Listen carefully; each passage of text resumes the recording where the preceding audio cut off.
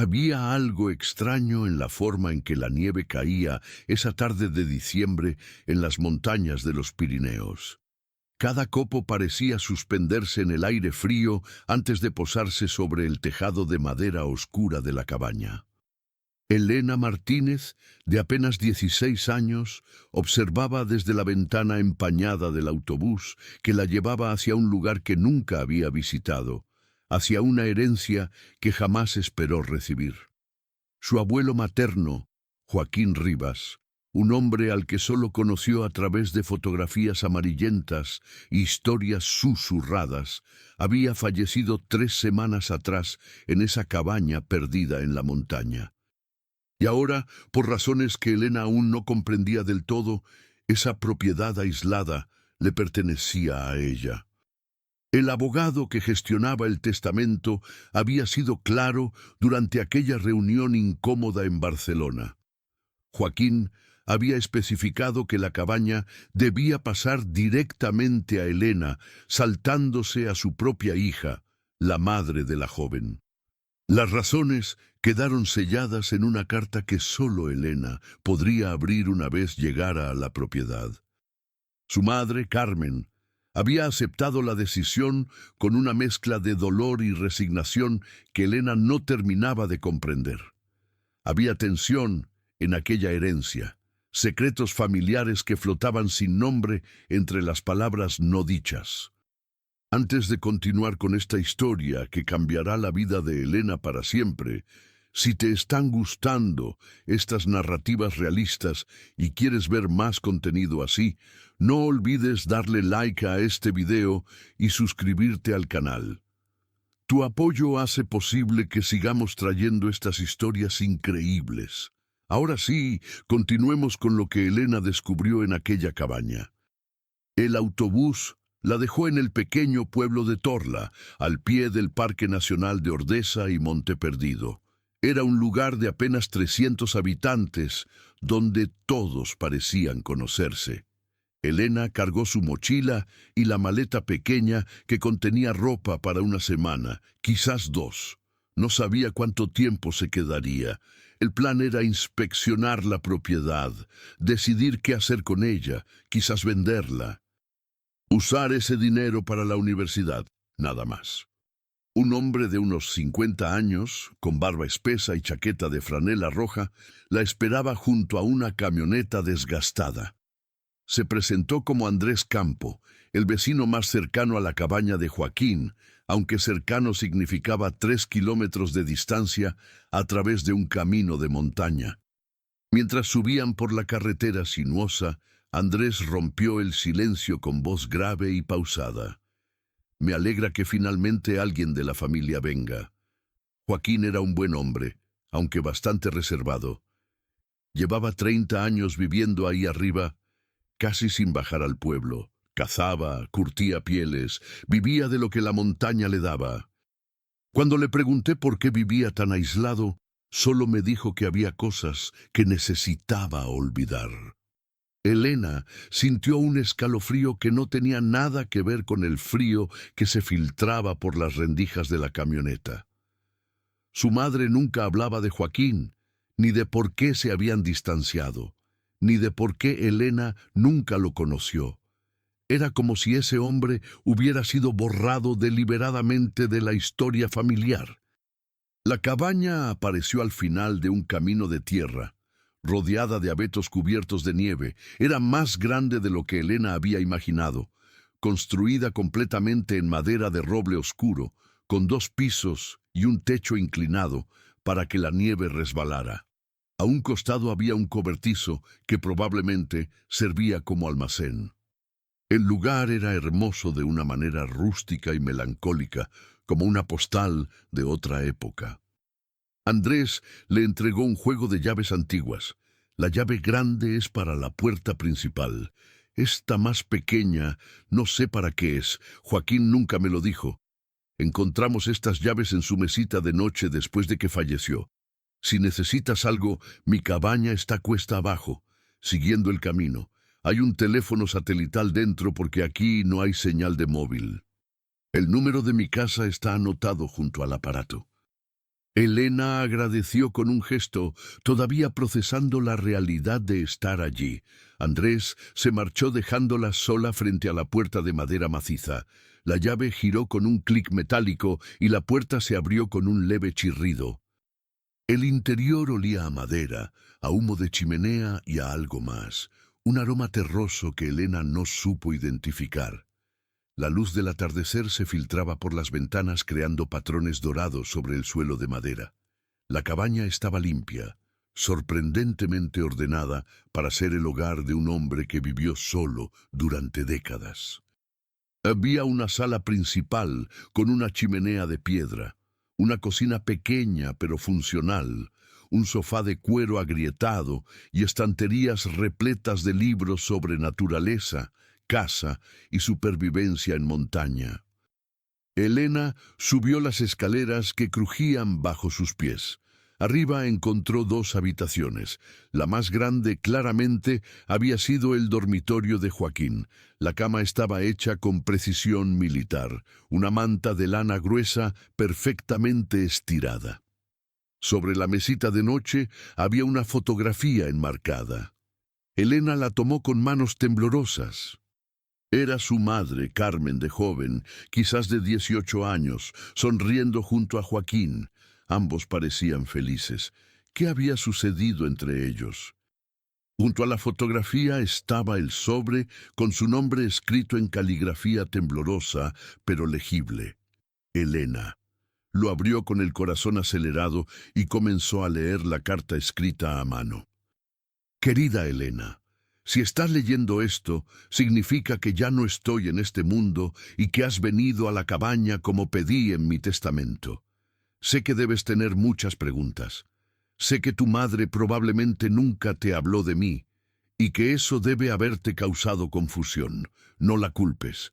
Ella tenía sus razones para alejarse, razones que nacieron de mi propio error hace muchos años.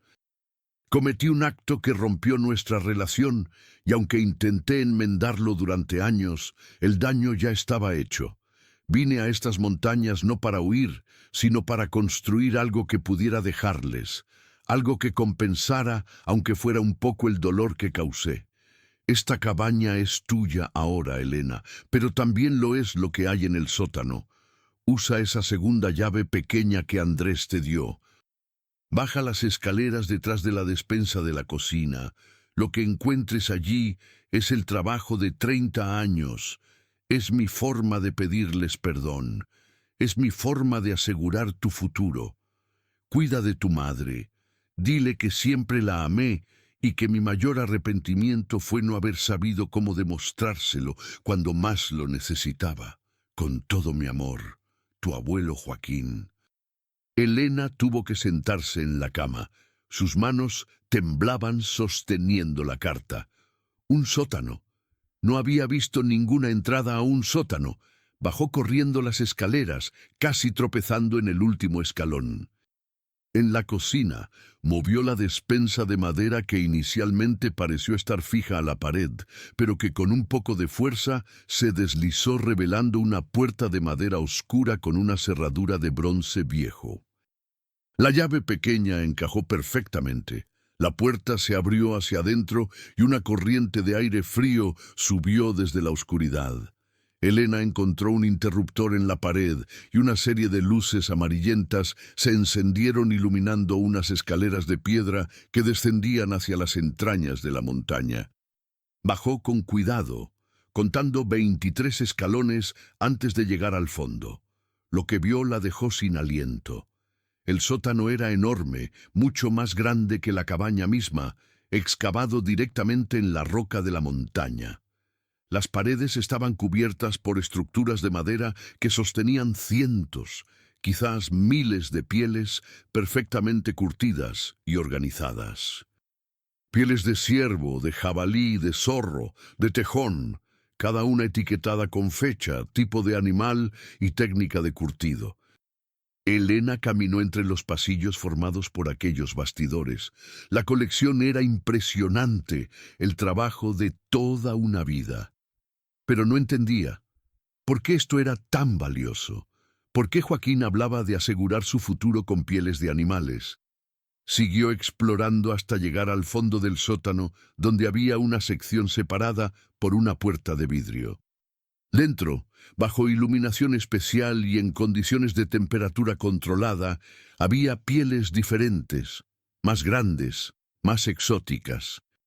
Un cartel escrito a mano decía «Colección especial, adquirida legalmente entre 1985 y 1995, documentación en archivador». Elena abrió la puerta de cristal y se acercó. Había pieles de leopardo, de tigre siberiano, de oso polar, de lince ibérico, todas con certificados de autenticidad y documentación que probaba que habían sido adquiridas legalmente de reservas naturales, zoos o programas de conservación antes de que las leyes internacionales se volvieran más estrictas. Eran reliquias de otra época, perfectamente preservadas. En el archivador encontró carpetas meticulosamente organizadas. Cada piel tenía su documentación, su certificado de origen, su prueba de legalidad. Pero lo que realmente llamó la atención de Elena fue una carpeta marcada como Valoración 2024. Dentro había un informe reciente, fechado apenas 2 meses antes de la muerte de Joaquín, de una casa de subastas especializada en artículos de historia natural de Madrid. Elena leyó con incredulidad. La tasación total de la colección completa, incluyendo tanto las pieles comunes como las piezas especiales, alcanzaba los 43 millones de euros. 43 millones. La cifra era tan astronómica que Elena tuvo que leerla 3 veces para asegurarse de no estar imaginándola. El informe explicaba que las pieles raras y exóticas, adquiridas legalmente antes de las prohibiciones internacionales, se habían vuelto extremadamente valiosas para coleccionistas, museos y casas de subastas. Eran piezas de historia natural que ya no podían obtenerse legalmente, lo que multiplicaba su valor exponencialmente. Elena se dejó caer en una silla de madera que había junto al escritorio del sótano. Su mente era un torbellino. Su abuelo, ese hombre al que nunca conoció, ese cazador solitario que vivió 30 años en una cabaña de montaña, había construido una fortuna. No con inversiones ni con negocios, sino con paciencia, conocimiento y trabajo meticuloso. Cada piel curtida con perfección. Cada documento guardado con cuidado, cada pieza de esa colección era testimonio de décadas de dedicación. Pero la pregunta que la atormentaba seguía sin respuesta. ¿Qué había hecho Joaquín para romper su relación con Carmen? ¿Qué error había sido tan grave como para causar 3 décadas de silencio entre padre e hija? Pasó la primera noche en la cabaña sin dormir apenas, acostada en la habitación de huéspedes, mirando el techo de madera mientras la nieve caía silenciosamente afuera. Al amanecer, tomó una decisión. Necesitaba respuestas y solo había una persona que podía dárselas. Usó el teléfono satelital para llamar a su madre. Carmen contestó al tercer tono. «Elena, cariño, ¿llegaste bien? ¿Cómo está la cabaña?» «Mamá, necesito que me digas qué pasó entre tú y el abuelo Joaquín. ¿Por qué nunca hablabas de él? ¿Por qué nos separamos de él durante tantos años?» El silencio al otro lado de la línea fue largo y pesado. Finalmente, Carmen habló con voz cargada de emoción contenida. «Supongo que era inevitable esta conversación. Elena, tu abuelo y yo nos distanciamos cuando yo tenía 20 años. Fue por tu abuela, mi madre». Elena se enderezó. Nunca había escuchado a nadie mencionar a su abuela. «Tu abuela, Rosa, murió cuando yo tenía 19 años. Cáncer. Fue rápido y devastador. Joaquín quedó destrozado. Habían estado casados 25 años. Después del funeral, él cambió. Se volvió distante, obsesivo con su trabajo de caza y curtido. Yo estaba lidiando con mi propio dolor y necesitaba que mi padre estuviera ahí para mí, pero él no pudo. Se cerró completamente. Carmen hizo una pausa y Elena pudo escuchar cómo su madre intentaba contener el llanto. Un día, 6 meses después de la muerte de tu abuela, tuvimos una discusión terrible. Yo le reclamé por haberse alejado, por haberse sumergido en su trabajo en lugar de procesar el duelo conmigo. Él me gritó cosas hirientes. Me dijo que yo no entendía su dolor, que era egoísta por pedirle que se recuperara tan rápido. Yo le grité de vuelta que él había elegido sus pieles y su trabajo sobre su propia hija. Fue horrible, Elena. Ambos dijimos cosas imperdonables.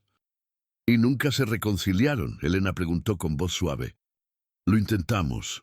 Él me escribió cartas durante años. Me llamaba cada cumpleaños, cada Navidad. Pero yo estaba tan enojada, tan dolida. Cuando tú naciste, le envié fotos, pero nunca le permití visitarte. Pensé que lo estaba castigando, pero en realidad solo me estaba castigando a mí misma y a ti. Te privé de conocer a tu abuelo por mi propio orgullo. Cuando me enteré de que había dejado la cabaña a tu nombre y no al mío, entendí su mensaje. Él sabía que yo nunca aceptaría nada de él, pero esperaba que tú pudieras ver más allá de nuestros errores. Elena sintió lágrimas rodando por sus mejillas. Mamá, hay algo que necesitas saber. Bajé al sótano. Encontré lo que el abuelo estuvo haciendo todos estos años. Le contó todo, la colección, la documentación, los 43 millones de euros. El silencio de Carmen fue aún más largo esta vez. Cuando finalmente habló, su voz estaba quebrada por el llanto. Dios mío, Elena, pasó 30 años en esa montaña construyendo algo para nosotras. 30 años trabajando en silencio, sin pedir nada a cambio, solo esperando que algún día pudiéramos perdonarlo. No es solo para mí, mamá. Es para las dos. Esto es su forma de pedir perdón, su forma de decirte que siempre te amó, aunque no supiera cómo demostrarlo. Las siguientes semanas fueron un torbellino de actividad. Elena no tomó ninguna decisión importante sin consultar a Carmen. Primero, contrataron a un abogado especializado en herencias y propiedades para verificar toda la documentación de la colección. Cada pieza fue revisada, cada certificado autenticado, todo estaba en orden. Joaquín había sido meticuloso hasta el último detalle. Luego contactaron a la Casa de Subastas de Madrid. Los expertos vinieron a inspeccionar la colección personalmente. Quedaron asombrados. Uno de los tasadores, un hombre mayor llamado Roberto Fuentes, le dijo a Elena con admiración genuina: «Tu abuelo era un maestro. El curtido de estas pieles es impecable. Algunas de estas técnicas tradicionales casi se han perdido. Y la forma en que las preservó, controlando humedad y temperatura, es excepcional. Esta colección pertenece a un museo o a coleccionistas muy serios». Elena y Carmen decidieron vender la mayor parte de la colección, conservando algunas piezas con valor sentimental, especialmente las primeras pieles que Joaquín había curtido cuando aún vivía con Carmen. Esas las enmarcarían y las mantendrían como recuerdos familiares. El proceso de subasta tomó 3 meses. Las pieles comunes se vendieron a empresas de artesanía de lujo y diseñadores de moda que trabajaban con materiales vintage. Las piezas especiales, las pieles exóticas, generaron una guerra de ofertas entre museos de historia natural, coleccionistas privados y casas de subastas internacionales. Cuando todo terminó, la cifra final superó incluso la tasación original: 45 millones de euros después de impuestos y comisiones. Era una fortuna que cambiaría sus vidas para siempre. Pero algo más importante que el dinero cambió durante ese proceso. Carmen viajó a la cabaña en febrero, cuando la nieve aún cubría las montañas. Fue la primera vez que regresaba allí en más de 30 años. Elena la acompañó mientras subían las escaleras hacia el dormitorio de Joaquín, mientras Carmen tocaba los libros en las estanterías, mientras ambas lloraban frente a la fotografía de padre e hija sonriendo en tiempos más felices. Encontraron más cartas, cartas que Joaquín había escrito pero nunca envió, cartas donde hablaba de su dolor, de su soledad, de cómo cada piel que curtía era como una plegaria silenciosa pidiendo perdón, cartas donde describía a Elena, aunque nunca la había conocido, imaginándola a través de las fotografías que Carmen le enviaba. Cartas donde admitía sus errores, donde reconocía que el trabajo nunca debió estar por encima de su hija, donde expresaba el arrepentimiento que cargó durante 30 años. Carmen lloró leyendo aquellas palabras. Pasó horas sentada en el sofá de cuero donde su padre había pasado tantas noches solitarias. Tocó las herramientas de curtido en el cobertizo, imaginando las manos de Joaquín trabajando con paciencia infinita. Y finalmente, en el sótano, frente a la colección que representaba décadas de dedicación silenciosa, Carmen pudo perdonar. Perdonar a su padre. Perdonarse a sí misma. Con el dinero, Elena pudo asegurar no solo su educación universitaria, sino también la de cualquier otra cosa que quisiera hacer en la vida. Carmen pudo jubilarse anticipadamente y dedicarse a la pintura, una pasión que había abandonado años atrás por necesidad económica. Compraron una casa en Barcelona con espacio suficiente para un estudio de arte. Donaron 1 millón de euros a programas de conservación de especies amenazadas, honrando el respeto de Joaquín por la naturaleza. Establecieron una beca en su nombre para estudiantes de veterinaria y biología de la región de Aragón. Pero decidieron conservar la cabaña. No podían venderla, era demasiado importante. La restauraron completamente, modernizando la fontanería y la electricidad, pero manteniendo el carácter rústico original. Se convirtió en su refugio, el lugar donde iban cuando necesitaban paz, cuando necesitaban recordar la historia de Joaquín. Elena terminó la secundaria y comenzó estudios de biología en la Universidad de Barcelona, especializándose en conservación de fauna silvestre.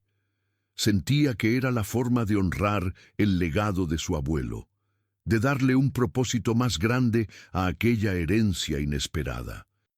Cada verano regresaban a la cabaña. Andrés, el vecino, se había convertido en un buen amigo. Les enseñó a Elena las rutas de senderismo de la montaña. Le mostró dónde Joaquín solía cazar. Le habló de las conversaciones que habían tenido durante esos 30 años. A través de Andrés, Elena pudo conocer a su abuelo de maneras que las cartas no podían capturar. Le contaba historias de cómo Joaquín ayudaba secretamente a las familias del pueblo durante los inviernos duros, dejando carne y pieles en las puertas sin pedir nada a cambio. De cómo rescató a 2 excursionistas perdidos en una tormenta de nieve, guiándolos de vuelta a salvo, de cómo cuidaba de los animales heridos, curándolos en el cobertijo antes de liberarlos nuevamente al bosque. Joaquín había sido un hombre de pocas palabras, pero de acciones consistentes, alguien que expresaba su bondad a través de hechos más que de declaraciones. 1 año después de aquella primera visita a la cabaña, Elena organizó una ceremonia pequeña en las montañas. Invitaron a las pocas personas que habían conocido a Joaquín, Andrés y su familia, algunos cazadores mayores del pueblo, el párroco de Torla. Plantaron un roble junto a la cabaña, el árbol favorito de Joaquín, según las notas en sus diarios. Colocaron una placa sencilla que decía: Joaquín Rivas, amante de estas montañas, padre devoto, abuelo ausente, pero presente en espíritu, perdonado y recordado con amor. Carmen habló en la ceremonia con voz firme. Durante años cargué con el peso de la rabia y el resentimiento. Creí que mi padre me había abandonado emocionalmente cuando más lo necesitaba. Ahora entiendo que él lidiaba con su dolor de la única forma que sabía. No fue la forma correcta, pero fue su forma. Este hombre que nunca conoceremos completamente nos dejó algo más valioso que dinero. Nos dejó una lección sobre el perdón, sobre cómo el amor puede expresarse de maneras imperfectas, sobre cómo nunca es demasiado tarde para tender puentes, aunque sea después de la muerte. Elena agregó sus propias palabras. Nunca conocí a mi abuelo Joaquín en vida, pero lo he llegado a conocer a través de su trabajo, sus cartas, las historias de quienes lo conocieron. Era un hombre imperfecto que cometió errores. Pero también era un hombre que dedicó 3 décadas a construir algo significativo con sus manos, trabajando en silencio, esperando pacientemente que llegara el momento en que su familia pudiera verlo nuevamente con ojos de comprensión. Gracias, abuelo, por no renunciar a nosotras, aunque nosotras renunciáramos a ti. Gracias por enseñarme que el amor verdadero no siempre es ruidoso o evidente. A veces es silencioso y paciente, trabajando en las sombras hasta que llega el momento de revelarse. La nieve comenzó a caer suavemente mientras terminaba la ceremonia, como si la montaña misma estuviera dando su bendición. Todos los presentes compartieron comida tradicional aragonesa que Carmen había preparado: ternasco asado, migas, chireta. Brindaron con vino del Somontano por Joaquín y por las segundas oportunidades que la vida a veces ofrece de formas inesperadas. Esa noche, Elena se quedó sola en la cabaña. Encendió fuego en la chimenea y se sentó en el sofá de cuero con una manta de lana sobre las piernas. Abrió uno de los diarios de Joaquín que había estado leyendo gradualmente. La entrada era del 15 de marzo de 2010, 3 años después de que Elena naciera. Hoy cumple 3 años mi nieta Elena. Carmen me envió una fotografía. Tiene los ojos de Rosa, mi querida esposa, y la sonrisa de Carmen cuando era pequeña. No sé si algún día me permitirán conocerla. Probablemente no.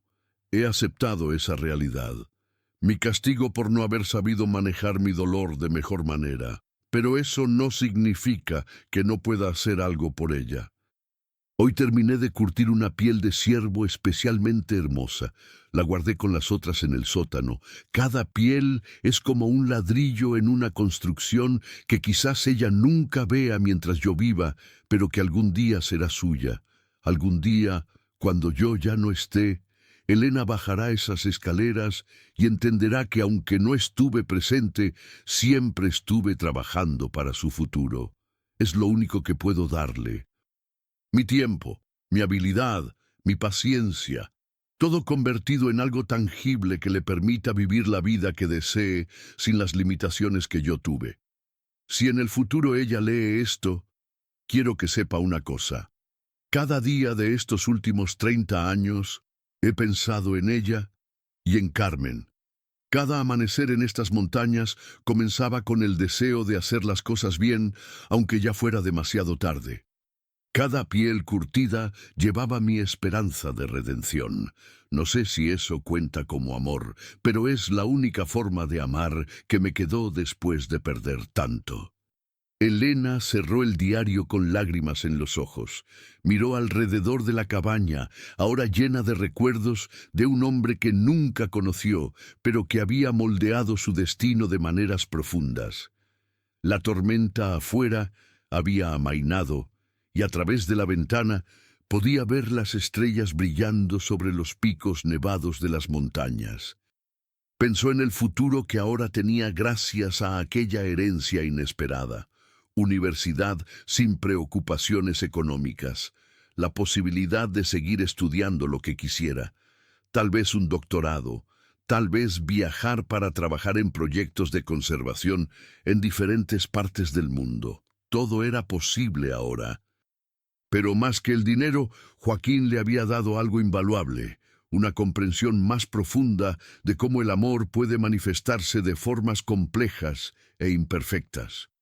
Cómo las personas rotas aún pueden crear cosas hermosas. Cómo el perdón puede llegar incluso cuando parece imposible. En los años siguientes, Elena se convirtió en bióloga especializada en grandes mamíferos. Trabajó en proyectos de reintroducción del lince ibérico en Andalucía y en programas de conservación del oso pardo en los Pirineos, las mismas montañas donde su abuelo había vivido. Cada proyecto llevaba consigo la influencia invisible de Joaquín, su respeto por la naturaleza, su paciencia, su meticulosidad. Publicó artículos científicos sobre técnicas tradicionales de conservación de pieles que estaban en peligro de perderse, documentando los métodos que Joaquín había usado y que ella había estudiado en sus notas.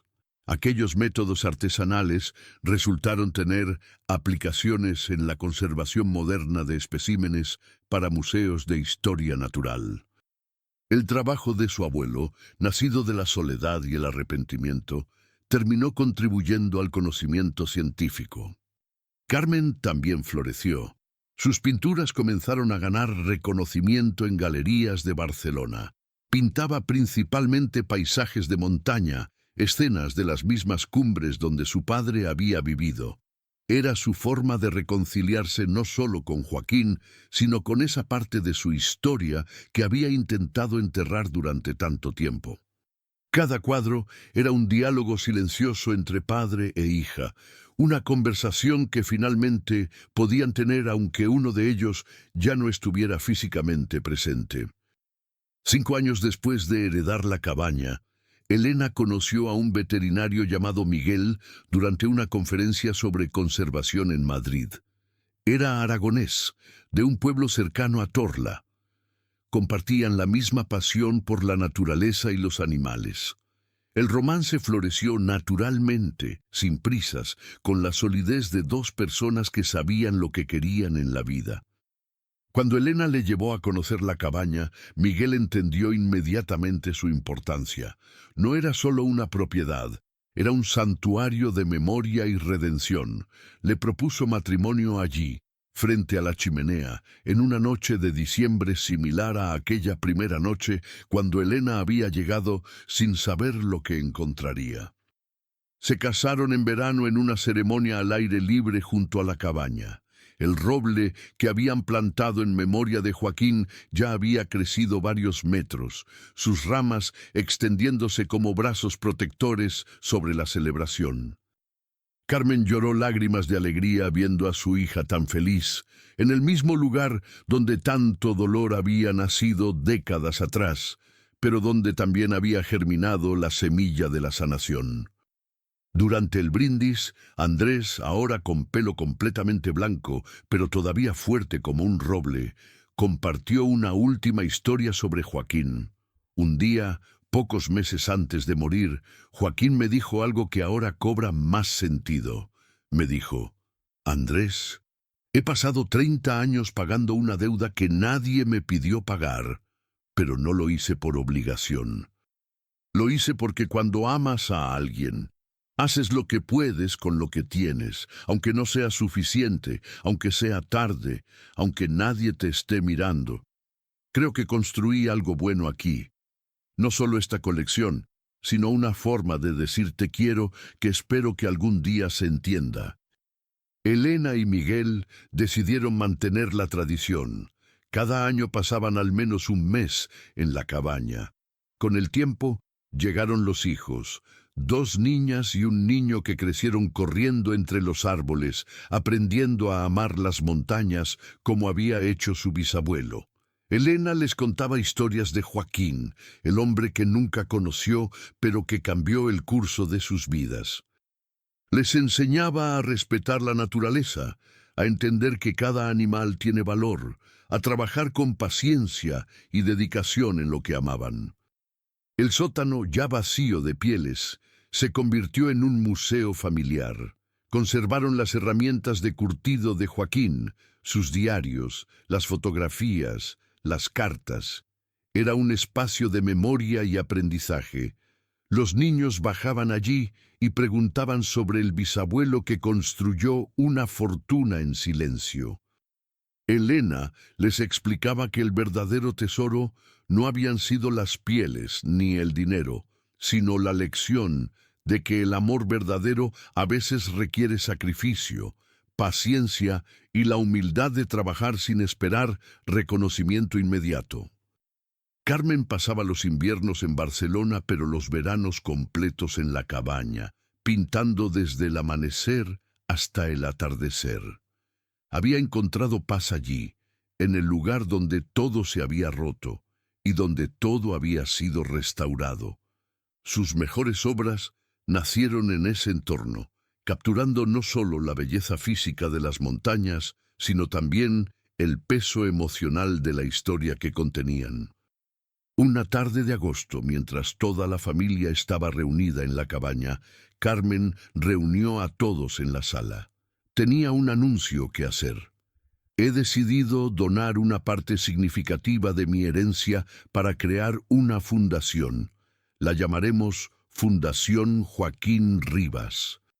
Su misión será doble: apoyar programas de conservación de fauna en los Pirineos y ofrecer servicios de terapia familiar para personas que están lidiando con rupturas y distanciamientos. Si algo aprendí de todo esto es que las familias se rompen por falta de comunicación, por orgullo, por no saber cómo manejar el dolor. Quiero que la historia de mi padre sirva para ayudar a otros a no cometer los mismos errores que nosotros cometimos. La fundación se estableció el año siguiente. Comenzó modestamente, pero creció rápidamente. Ofrecía mediación familiar gratuita, terapia de reconciliación y programas educativos sobre comunicación emocional. Paralelamente, financiaba investigaciones sobre especies en peligro y programas de educación ambiental en escuelas rurales de Aragón. Pronto, la historia de Joaquín Rivas se hizo conocida en la región, no como la del cazador solitario, sino como la del hombre que transformó su dolor en propósito, su soledad en legado. Periodistas locales escribieron artículos. Una cadena de televisión regional hizo un documental, no sobre el dinero, sino sobre la redención, el perdón y las segundas oportunidades. Elena fue entrevistada en varias ocasiones. Siempre decía lo mismo con ligeras variaciones. Mi abuelo me enseñó que nunca es tarde para hacer lo correcto, incluso si no vivimos para ver los resultados. Trabajó 30 años en esas montañas, convirtiendo su habilidad y conocimiento en algo que nos cambiaría la vida. No lo hizo buscando reconocimiento, lo hizo porque así era como él sabía amar. Y aunque cometió errores terribles en su relación con mi madre, también tuvo el coraje de admitirlos y de pasar décadas intentando compensarlos. No todos pueden hacer eso. No todos tienen esa fuerza. Los años pasaron. La cabaña siguió siendo el centro de la familia. Se agregó una extensión para acomodar a todos cuando se reunían. El roble de Joaquín creció alto y fuerte, proyectando sombra sobre la terraza donde la familia cenaba en las noches de verano. Elena alcanzó reconocimiento internacional en su campo. Carmen tuvo exposiciones en galerías importantes. Los niños crecieron fuertes y seguros, conscientes de la historia que los había formado. Cada generación agregaría sus propias historias a las paredes de aquella cabaña, pero todas estarían construidas sobre el fundamento que Joaquín había establecido con 30 años de trabajo silencioso. Su legado no era solo material, era emocional y espiritual. Era la prueba de que el amor puede expresarse de infinitas maneras, algunas obvias y otras escondidas en sótanos oscuros, esperando el momento correcto para revelarse. Pero el camino hasta ese momento no había sido sencillo. Los primeros meses después de descubrir la colección fueron especialmente difíciles para Elena. Estaba en medio de su último año de secundaria cuando heredó la cabaña, y de repente se encontró lidiando con decisiones que personas 3 veces mayores que ella habrían encontrado abrumadoras. Abogados, tasadores, casas de subastas, todos queriendo reuniones, todos necesitando firmas, todos presionándola con decisiones que involucrarían millones de euros. Sus compañeros de clase no entendían por qué de repente faltaba a clases o llegaba exhausta. No podía explicarles la verdad completa. ¿Cómo explicar que había heredado 43 millones de euros en pieles de animales de un abuelo que nunca conoció? Sonaba absurdo incluso en su propia mente. Comenzó a aislarse socialmente, sintiendo que su realidad se había vuelto tan extraña que ya no encajaba con la de sus amigos. Fue su profesora de biología, la señora Montserrat Vilar, quien notó el cambio. Una tarde, después de clase, la detuvo con gentileza. «Elena, sé que algo importante está pasando en tu vida. No necesitas contarme qué es. Pero quiero que sepas que sea lo que sea, no tienes que manejarlo sola. A veces, cuando la vida nos da situaciones extraordinarias, necesitamos ayuda para procesarlas». Esa conversación simple pero sincera fue un punto de inflexión. Elena se dio cuenta de que había estado intentando ser fuerte para su madre, fuerte para los abogados, fuerte para todos, pero nunca se había permitido sentir el peso emocional de todo lo que estaba experimentando. Esa noche lloró por primera vez desde que había descubierto el sótano. Lloró por el abuelo que nunca conocería. Lloró por los años perdidos, lloró por la presión de tomar decisiones tan grandes siendo tan joven. Carmen, al ver a su hija quebrarse, entendió que había cometido un error. En su propio proceso de lidiar con el perdón hacia Joaquín, había olvidado que Elena también estaba procesando una pérdida, la pérdida de la oportunidad de conocer a su abuelo. La pérdida de una normalidad que nunca volvería. Esa noche, madre e hija hablaron hasta el amanecer.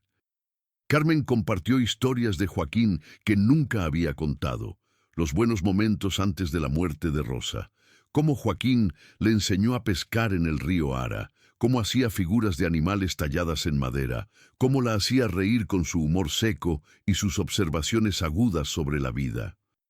Por primera vez, Elena pudo ver a Joaquín no como una figura abstracta o un nombre en documentos legales, sino como una persona real con defectos y virtudes. Un hombre que había amado profundamente, había perdido, había cometido errores terribles en su dolor y luego había dedicado el resto de su vida a intentar compensarlos. No era un santo, no era un villano. Era humano en la forma más compleja y hermosa del término. La decisión de qué hacer con la colección también trajo desafíos inesperados. Un día, Elena recibió una llamada de un coleccionista privado de Dubái que ofreció comprar la colección completa por 50 millones de euros en efectivo, 5 millones más que la tasación, sin subasta, sin publicidad, sin complicaciones. Todo lo que tenía que hacer era firmar un documento y el dinero estaría en su cuenta en 24 horas. La oferta era tentadora por su simplicidad. Terminar con todo rápidamente, seguir adelante con su vida. Pero algo no se sentía bien. Elena consultó con Carmen y con el abogado. Investigaron más sobre el coleccionista. Descubrieron que tenía reputación de adquirir piezas controvertidas, cosas que rozaban los límites de la legalidad. Si Joaquín había sido meticuloso en asegurarse de que cada pieza fuera legal y ética, vender la colección a alguien así sería traicionar ese cuidado. Rechazaron la oferta. Esa decisión resultó en presión. El coleccionista no aceptó el rechazo fácilmente. Comenzaron las llamadas insistentes. Luego vinieron las amenazas veladas sobre crear problemas legales, sobre cuestionar la autenticidad de las documentaciones. Elena tuvo su primer ataque de pánico real una noche cuando recibió un mensaje anónimo con una fotografía de ella saliendo de su escuela. El mensaje decía simplemente: reconsidéralo. Andrés, cuando se enteró de la situación, Actuó inmediatamente, contactó a la Guardia Civil. Resultó que el coleccionista había estado bajo investigación por tráfico ilegal de especies protegidas. Las autoridades tomaron el caso seriamente. Las amenazas cesaron después de que 2 agentes visitaran a Elena para tomarle declaración y le aseguraran que estaban monitoreando la situación. Pero el incidente dejó a Elena shakeada. Por primera vez entendió que la riqueza también traía peligros, que había personas sin escrúpulos dispuestas a hacer daño por dinero. Miguel, a quien había conocido meses después de ese incidente, fue fundamental en ayudarla a procesar ese trauma. Él había crecido en un ambiente rural, entendía la mentalidad de las montañas, el respeto por la naturaleza que Joaquín había tenido. Pero también había estudiado en la ciudad, era educado y sofisticado. Esa combinación de rural y urbano lo hacía perfecto para entender las 2 realidades que Elena estaba intentando reconciliar en su propia vida. Su relación no fue un romance de cuento de hadas. Tuvieron desacuerdos significativos. Miguel inicialmente pensaba que Elena debería vender la cabaña. Argumentaba que mantener una propiedad tan aislada sería complicado a largo plazo, costoso de mantener. Elena se resistió furiosamente. Para ella, vender la cabaña sería como vender la memoria de Joaquín, como decir que todo su esfuerzo no había valido la pena. Discutieron varias veces sobre esto hasta que Miguel finalmente entendió. No se trataba de lógica o practicidad. Se trataba de honrar un legado, de mantener un espacio físico donde la historia de su familia pudiera vivir. Esa discusión casi termina su relación. Elena había llegado al punto de pensar que Miguel no la entendía realmente, que solo veía números y practicidad donde ella veía significado emocional. Fue Carmen quien intervino con sabiduría. Le dijo a Elena: «Tu abuelo y yo nos separamos porque no supimos comunicarnos en nuestro dolor. No repitas ese error. Si Miguel es importante para ti, dale la oportunidad de entender realmente por qué la cabaña significa tanto. Llévalo allí, déjalo experimentarla. Las palabras a veces no son suficientes». Elena siguió el consejo. Llevó a Miguel a la cabaña en pleno invierno, cuando la nieve lo cubría todo y el aislamiento era completo. Pasaron una semana allí. Sin internet, sin televisión, solo ellos 2, la montaña y las historias impregnadas en las paredes de madera. Elena le mostró cada rincón, le leyó los diarios de Joaquín, le mostró las fotografías. Le explicó no solo qué había pasado, sino cómo se sentía respecto a todo ello. Miguel escuchó realmente por primera vez y entendió. La última noche de esa semana, mientras el fuego crepitaba en la chimenea, él le tomó la mano y dijo: «Tienes razón. Algunos lugares no son solo lugares, son testamentos vivos de amor y sacrificio. Esta cabaña es sagrada, no la venderemos nunca». Cuando llegaron los hijos, Elena se enfrentó a nuevos desafíos. ¿Cómo criar niños conscientes del privilegio que tenían sin que ese privilegio los corrompiera? ¿Cómo enseñarles el valor del trabajo duro y la humildad cuando nunca tendrían que preocuparse por dinero? Estas preguntas la mantenían despierta por las noches. Consultó con terapeutas, leyó libros sobre crianza, habló con otras familias adineradas sobre cómo manejaban estas cuestiones. Decidió que la mejor educación sería la experiencia directa. Cada verano, sus hijos pasaban un mes completo en la cabaña, no como vacaciones de lujo, sino trabajando. Aprendían a cortar leña, a mantener la propiedad, a cocinar con ingredientes básicos, a caminar largas distancias por las montañas. Andrés, ya anciano pero todavía activo, les enseñaba las habilidades que Joaquín le había enseñado a él. Cómo leer el clima observando las nubes, cómo encontrar agua en la montaña, cómo respetar la fauna sin temerla ni romantizarla. La hija mayor, Sofía, inicialmente se resistió. A los 13 años, quería pasar el verano con sus amigas en Barcelona, ir a la playa, a fiestas. No quería estar en una cabaña vieja sin wifi haciendo tareas físicas. Hubo lágrimas, portazos, acusaciones de que sus padres eran crueles. Elena se mantuvo firme, sabía que era necesario. Si Sofía iba a heredar el legado de Joaquín algún día, necesitaba entenderlo de verdad, no solo en teoría. El punto de quiebre llegó cuando Sofía se perdió durante una caminata. Había decidido explorar sola, desafiando las instrucciones de no alejarse de los caminos marcados. La montaña, hermosa pero implacable, le enseñó una lección de humildad. Después de 2 horas perdida, asustada, con el sol comenzando a ponerse, Sofía finalmente fue encontrada por Andrés, quien había salido a buscarla siguiendo técnicas de rastreo que Joaquín le había enseñado décadas atrás. Esa noche, temblando bajo una manta junto al fuego, Sofía lloró en los brazos de su madre. No eran lágrimas de rabia adolescente, sino de genuino miedo y gratitud por estar a salvo. Elena le habló suavemente. La montaña no es tu enemiga, cariño, pero tampoco es tu amiga. Es indiferente. Te trata exactamente como te comportas con ella. Si la respetas, te cuida. Si la desafías tontamente, te castiga.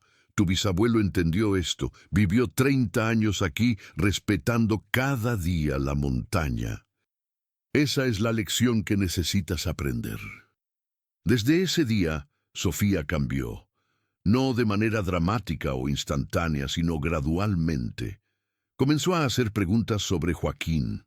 Quería saber más sobre las técnicas de curtido, sobre cómo había construido el sótano, sobre cómo había sobrevivido inviernos tan duros solo. Elena vio con orgullo cómo su hija mayor comenzaba a conectar con su herencia de maneras que no se podían forzar, solo facilitar. El proceso de establecer la fundación también trajo obstáculos inesperados. Carmen tenía la visión clara, pero ejecutarla fue complicado. Necesitaban encontrar terapeutas especializados en mediación familiar, dispuestos a trabajar en áreas rurales por salarios modestos. Necesitaban crear protocolos para identificar qué familias realmente necesitaban ayuda versus quienes solo querían servicios gratuitos, sin compromiso real. Necesitaban navegar la burocracia española para establecer la fundación como entidad legal, sin fines de lucro, con todos los beneficios fiscales correspondientes. Hubo momentos en que Carmen quiso rendirse. Una tarde, después de una reunión particularmente frustrante con abogados que no entendían su visión, llamó a Elena llorando. «No puedo hacer esto», le dijo. «Es demasiado complicado. Quizás debería simplemente donar el dinero a organizaciones existentes y dejar que ellos hagan el trabajo». Elena condujo inmediatamente a la casa de su madre. Se sentaron en el sofá donde tantas conversaciones importantes habían ocurrido. Elena tomó las manos de su madre y le dijo con firmeza: «Mamá, el abuelo Joaquín pasó 30 años trabajando en algo que parecía imposible. Construyó una colección que valía millones en un sótano excavado en roca de montaña, pieza por pieza, día tras día. Si él pudo hacer eso en completa soledad, nosotras podemos hacer esto juntas. No es más difícil, solo requiere la misma paciencia que él tuvo». Esas palabras resonaron. Carmen recuperó su determinación. Contrataron a una consultora especializada en organizaciones sin fines de lucro que les ayudó a navegar la burocracia. Encontraron aliados en universidades que estaban dispuestas a proporcionar estudiantes de psicología y trabajo social en prácticas. Lentamente, metódicamente, como Joaquín había curtido cada piel, construyeron la fundación hasta que fue una realidad funcional. El primer caso que atendieron fue especialmente significativo. Una familia de Huesca, padre e hija, separados por 10 años después de una discusión sobre la venta de la granja familiar. La historia resonaba dolorosamente con la de Joaquín y Carmen. La hija quería vender para mudarse a la ciudad, buscar oportunidades. El padre lo veía como traición a generaciones de trabajo familiar. Ambos habían dicho cosas imperdonables. Ambos habían cavado trincheras emocionales tan profundas que parecían infranqueables. Carmen personalmente trabajó con esa familia. Les contó su propia historia sin esconder nada. El dolor, el orgullo, los años perdidos. Cómo el silencio había crecido como una muralla entre ella y su padre, hasta que solo la muerte pudo romperla. Les mostró las cartas de Joaquín, las que él escribió, pero nunca envió. Les hizo ver el costo real del orgullo, no medido en dinero, sino en momentos perdidos, en conversaciones que nunca ocurrieron, en amor que existió pero nunca se expresó. La reconciliación no fue instantánea.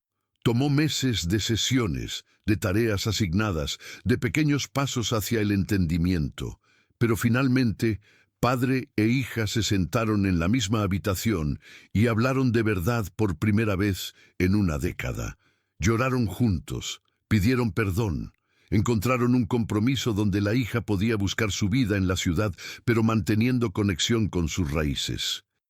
Cuando ese padre y esa hija se abrazaron al final del proceso, Carmen lloró con ellos. Sentía que de alguna manera, a través de ellos, ella y Joaquín finalmente habían tenido la reconciliación en vida que nunca lograron. La fundación creció. En 5 años había ayudado a más de 200 familias. No todas las historias terminaron en reconciliación. Algunas heridas eran demasiado profundas, algunos daños irreparables. Pero incluso en esos casos, la Fundación proporcionaba el espacio para que las personas expresaran su dolor, para que entendieran que no estaban solas en su sufrimiento. Y eso en sí mismo tenía valor. El trabajo de conservación de fauna también expandió de maneras inesperadas. Elena, ahora doctora en biología de la conservación, lideró un proyecto para reintroducir el quebrantahuesos en los Pirineos.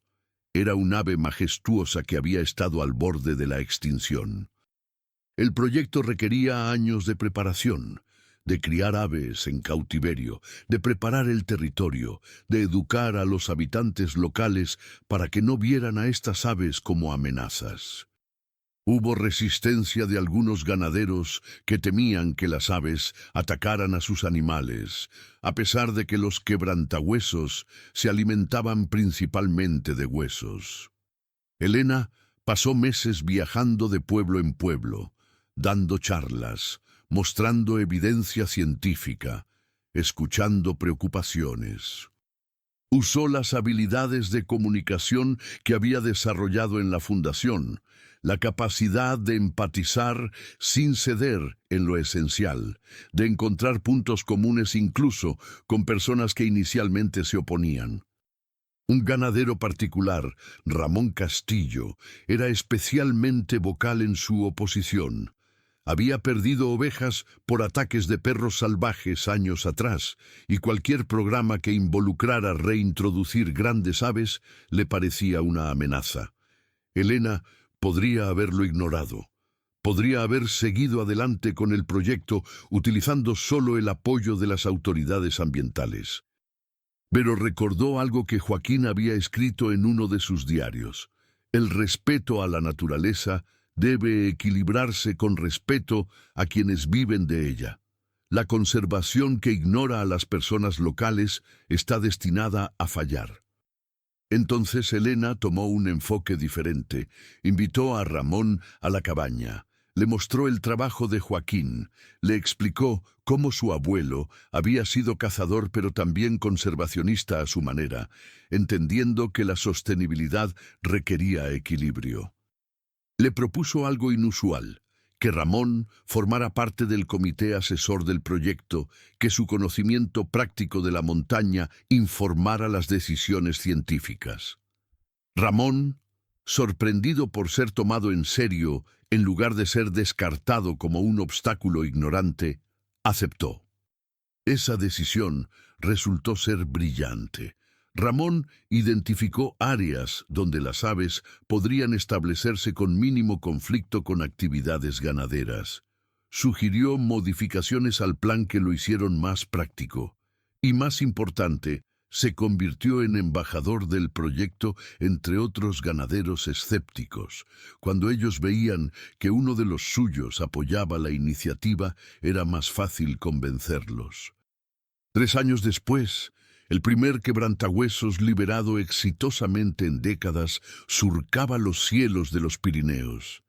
Elena estuvo presente en la liberación, con Miguel a su lado, con sus hijos mirando con asombro cómo el ave majestuosa extendía sus alas de casi 3 metros y se elevaba hacia las cumbres. Ramón también estaba allí, con lágrimas en los ojos, admitiendo que se había equivocado al temer este proyecto. «Es hermosa», le dijo a Elena. «Tu abuelo estaría orgulloso de ti». Pero no todo fue triunfos. Hubo fracasos que dejaron cicatrices. Un joven estudiante de la fundación, Javier, de 22 años, intentó reconciliarse con su padre abusivo, siguiendo los principios de perdón que la fundación promovía. A pesar de las advertencias de los terapeutas de que algunos casos requerían separación, no reconciliación, Javier insistió. El encuentro terminó en violencia. El padre, quien nunca había buscado ayuda real para sus problemas de ira, atacó a Javier físicamente. Javier terminó en el hospital con una costilla rota y trauma psicológico renovado. Carmen se culpó profundamente. Había promovido tanto la idea del perdón que sintió que había creado una expectativa irreal de que todas las familias podían sanar. Quiso cerrar la fundación. Elena tuvo que recordarle que el perdón no significa exponerse al daño continuo, que algunas separaciones son necesarias y saludables. Reformularon los protocolos de la fundación para ser más claros sobre cuándo la reconciliación era apropiada y cuándo la separación protectora era la respuesta correcta. Javier, después de meses de terapia intensiva, eventualmente agradeció a la fundación por ayudarle a entender que su padre nunca cambiaría y que él no era responsable de sanar esa relación. A veces el perdón es soltar, no reunirse. Los años enseñaron a la familia que el legado de Joaquín no era una fórmula mágica para resolver todos los problemas, sino una herramienta, una oportunidad, un recordatorio de que el esfuerzo constante y el amor genuino pueden crear cosas hermosas incluso desde lugares de dolor profundo. Pero también requería sabiduría para saber cuándo aplicar qué lección, cuándo perseverar y cuándo soltar.